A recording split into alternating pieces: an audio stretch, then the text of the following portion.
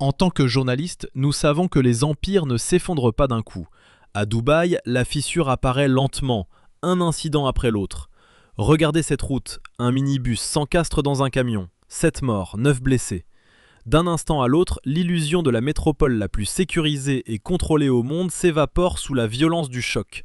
Derrière cette forêt de gratte-ciel parfait se cache une vérité brute, une immense machine en surchauffe qui lutte pour ne pas s'arrêter. Entre infrastructures saturées et colère climatique, une question angoissante s'impose désormais à vous et moi.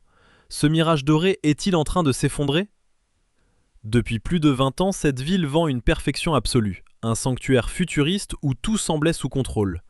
Un havre où le moindre désagrément devait être balayé par la puissance de l'argent et du génie technologique. Pourtant, une métropole ne survit pas grâce à des promesses. Elle repose sur du bitume, sur de la main-d'œuvre usée et sur une mécanique implacable lancée à toute allure. Aujourd'hui, cet engrenage surchauffe de manière critique.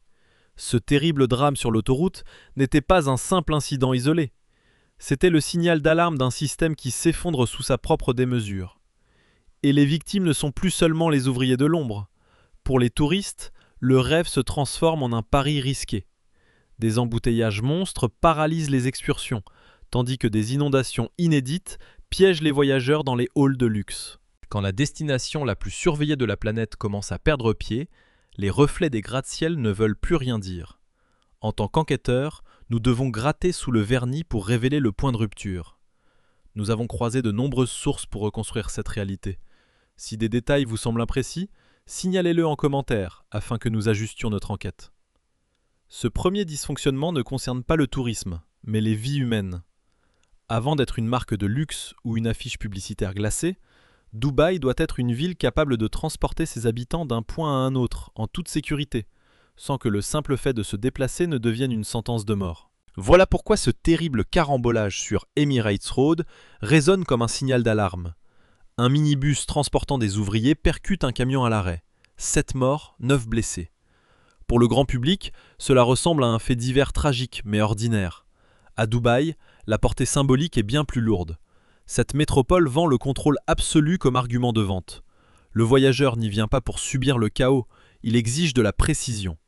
Un aéroport impeccable, un transfert feutré vers son hôtel, une ville étincelante où le risque semble inexistant et maîtrisé par une technologie invisible. Pourtant, derrière ce décor de cinéma, une armée de travailleurs invisibles s'active nuit et jour pour faire tourner la machine. Les suites de luxe ne se nettoient pas toutes seules, les centres commerciaux géants ne s'ouvrent pas d'un coup de baguette magique, et les palaces gastronomiques ont besoin de bras. Tout cet engrenage repose sur des milliers d'employés qui traversent la métropole chaque jour, bien avant que les clients ne s'éveillent pour savourer leur petit déjeuner à 500 $, et bien après qu'ils se soient endormis. Voici la vérité dérangeante que notre enquête met en lumière. Ces travailleurs empruntent exactement le même réseau routier que les touristes et les navettes VIP. La frontière entre le trajet à haut risque d'un ouvrier et le voyage doré d'un visiteur est bien plus poreuse que ne le prétendent les brochures publicitaires. Ces victimes n'étaient pas des vacanciers fortunés, mais le réseau routier où elles ont perdu la vie est précisément celui auquel chaque visiteur accorde sa confiance. Ces mêmes autoroutes géantes, cette pression insoutenable du trafic, cette obsession de la vitesse. Un séjour ici commence par un acte de foi. Vous croyez que le SUV noir haut de gamme qui vous prend en charge à l'aéroport est totalement sûr. Vous pensez que le bus transportant votre famille vers les dunes du désert offre une sécurité absolue. Mais quand le sang coule sur le bitume, ce pacte de confiance se brise. La question n'est plus de savoir à quel point l'expérience est luxueuse, mais quelle tension bouillonne sous la surface de ce mirage doré. Et à Dubaï, ces fissures invisibles prennent racine directement dans l'asphalte. Cette ville n'est pas qu'une simple carte postale de gratte-ciel, c'est un organisme logistique colossal et complexe. Chaque jour, elle doit acheminer des millions de touristes vers leurs complexes hôteliers, convoyer les ouvriers depuis leur camp insalubre jusqu'au chantier et guider les résidents vers les quartiers d'affaires. Si cette fluidité s'enraye, c'est toute la promesse du miracle qui s'asphyxie. Car Dubaï ne vend pas de simples vacances, elle promet une absence totale d'effort, l'illusion qu'un voyageur peut atterrir en plein désert et vivre sans la moindre contrainte. Mais la réalité du trafic routier détruit cette psychologie du confort. Une ville peut afficher une richesse indécente tout en devenant physiquement épuisante pour ceux qui la parcourent. Une autoroute à 12 voies peut sembler futuriste tout en se transformant en un piège quotidien. Dès que les artères se bloquent, l'expérience touristique haut de gamme vole en éclats. Le transfert depuis l'aéroport qui devait durer 20 minutes prend soudain 1h30. Votre excursion privée en yacht lâche l'antre sans vous. Votre table réservée dans un grand restaurant étoilé est annulée pour retard. Le retour vers l'hôtel après le spectacle des fontaines se transforme en un cauchemar pare-choc contre pare-choc. Coincés dans des berlines de luxe, les clients regardent le compteur défiler, impuissants. Le voyageur qui a payé une fortune commence à ressentir ce sentiment que Dubaï redoute par-dessus tout, la frustration de la contrainte. C'est pourquoi les embouteillages représentent une crise d'image majeure, bien au-delà des simples transports. Les données révèlent que les usagers perdent des dizaines d'heures par an bloqués dans le trafic, preuve évidente que la croissance frénétique de la ville a dépassé les limites de sa propre conception. Dubaï tente d'y répondre à coups de millions de dollars et de béton, toujours plus de voies, de ponts, d'échangeurs gigantesques. Mais cette fuite en avant montre surtout l'urgence de la situation. On ne construit pas des autoroutes à 14 voies quand tout va bien, on le fait parce que la machine étouffe. Le touriste de passage ne perçoit que la surface vernie, un taxi étincelant, des viaducs suspendus magnifiques. Mais sous nos yeux se cache une ville engagée dans une course folle contre la montre pour s'épargner une paralysie totale. C'est la seconde faille majeure. Après la faille humaine, voici la mécanique. La machine tourne encore, mais elle force. Et lorsque les flux s'enrayent ainsi, une question cruciale se pose désormais à vous et moi. Quand les réseaux routiers saturent à ce point, que se passe-t-il lorsque le simple retard se mue en réel danger ? La sécurité reste la marchandise la plus précieuse et pourtant la plus invisible de Dubaï. Les visiteurs l'achètent inconsciemment avant même de réserver leur chambre de palace.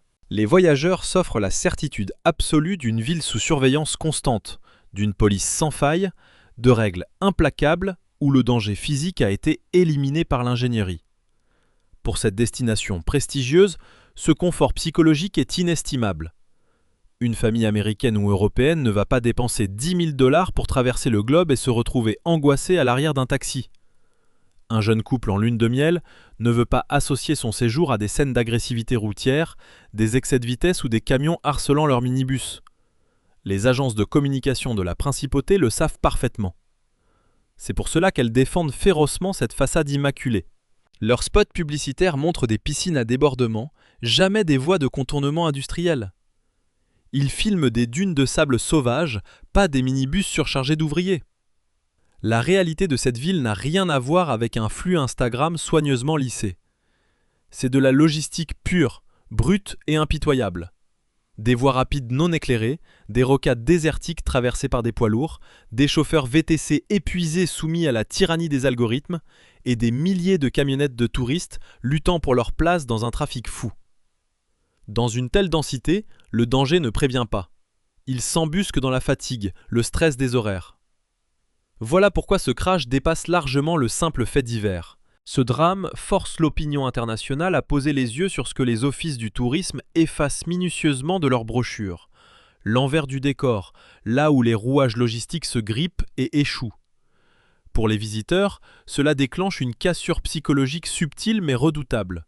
Ils continueront peut-être à venir et à publier des clichés de gratte-ciel sur leurs réseaux sociaux, mais l'illusion s'est fissurée dans leur esprit.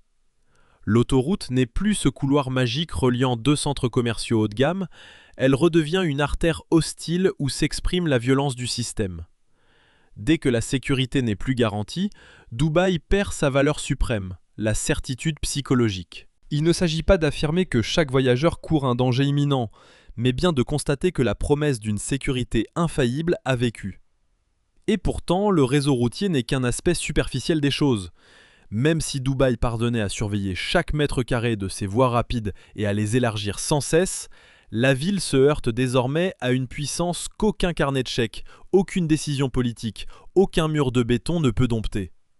Dubaï s'est construite sur la prétention orgueilleuse de pouvoir vaincre la nature. La chaleur étouffante serait climatisée, le désert bitumé et l'océan redessinés en îles artificielles. Pendant des années, l'improbable spectacle a fonctionné. Une métropole qui semblait avoir prouvé que l'argent pouvait dompter la géographie. Les voilà. Le climat ne s'efface pas simplement parce que l'on dresse des gratte-ciels de verre au-dessus du désert. La nature attend son heure, tapie dans l'ombre, avant de contre-attaquer avec une violence inouïe. Aujourd'hui, vous et moi allons analyser cette lutte invisible. La première menace, et la plus constante, c'est cette chaleur étouffante. Ce n'est pas une simple brise d'été, mais une fournaise punitive et hostile qui dicte chaque comportement humain. Elle vide instantanément les esplanades luxueuses et emprisonne les touristes dans leurs suites climatisées, transformant la moindre promenade sur la marina en un calcul de survie extrêmement risqué. Se retrouver piégé dans un labyrinthe de couloirs climatisés, passant du hall de l'hôtel à un Uber, puis à un centre commercial, ressemble vite à une quarantaine dorée plutôt qu'au grand luxe promis. Et puis, il y a cette poussière. Ce panorama futuriste si parfait est régulièrement englouti par une épaisse brume jaune, donnant à la carte postale des airs de fin du monde. Mais le véritable signal d'alarme n'est pas venu du soleil, il est tombé du ciel. Les pluies torrentielles historiques de l'année 2024 ont révélé une vulnérabilité terrifiante. Conçue pour repousser la chaleur, la cité n'avait aucune défense contre l'eau. En quelques heures, le mirage s'est effondré et des bolides de luxe flottaient sur la route Cheikh Zayed.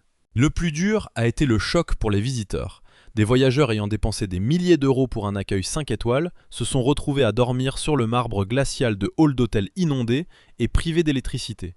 À l'aéroport international, des dizaines de milliers de passagers sont restés bloqués pendant des jours, dormant sur des tapis à bagages et rationnant l'eau en bouteilles au milieu d'un système totalement paralysé.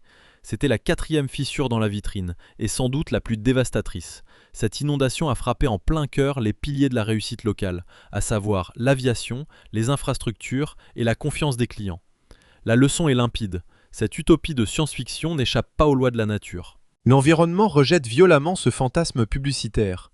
Quand le dérèglement climatique commence à dicter l'expérience des visiteurs de manière plus forte que le concierge d'un palace, la ville fait face à une crise profonde qu'aucun nouvel hôtel 7 étoiles ne pourra résoudre.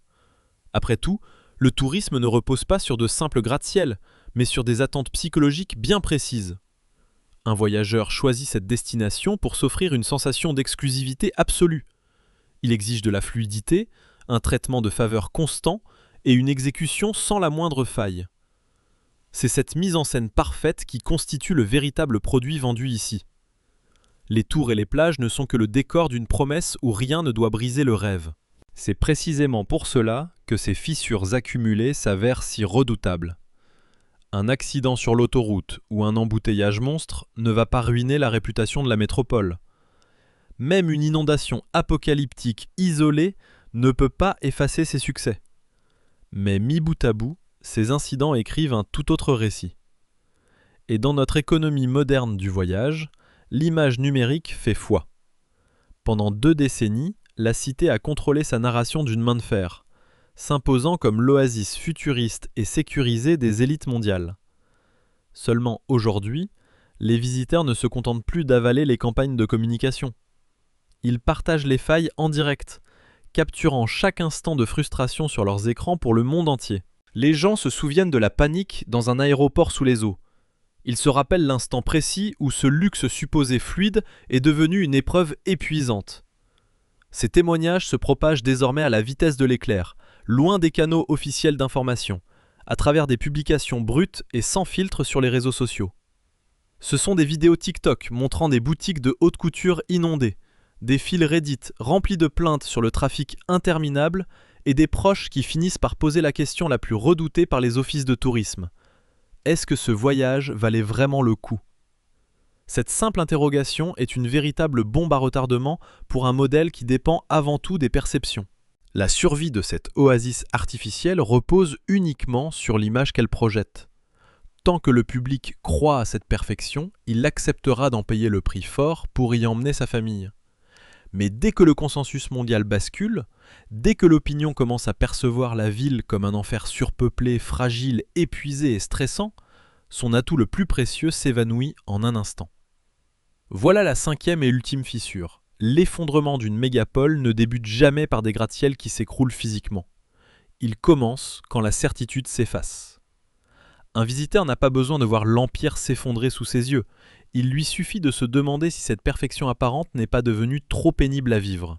Dès que le doute s'installe, l'image de marque échappe définitivement au contrôle de ses dirigeants pour appartenir à chaque touriste exténué qui repart avec un récit bien loin des brochures dorées.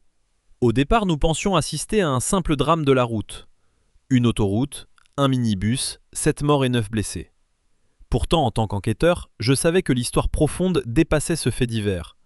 C'était un signal d'alarme, une preuve flagrante qu'une cité construite sur la vitesse pure commence enfin à s'asphyxier.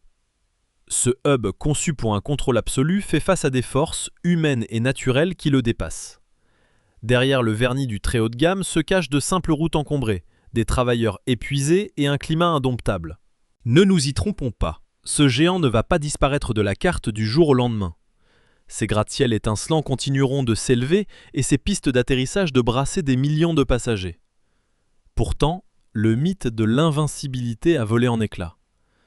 Car une fois que le bitume apparaît sous la dorure, le mirage s'évanouit à jamais.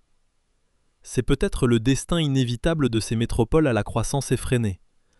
Les sommets fascinent d'abord, puis la réalité structurelle s'impose. Alors, vous et moi, cessons de regarder vers le ciel avec admiration pour scruter le sol et traquer la moindre faille. Pensez-vous qu'une parade technologique soit encore possible, ou le rêve touche-t-il à sa fin ? Partagez vos avis en commentaire et abonnez-vous pour nos prochaines enquêtes.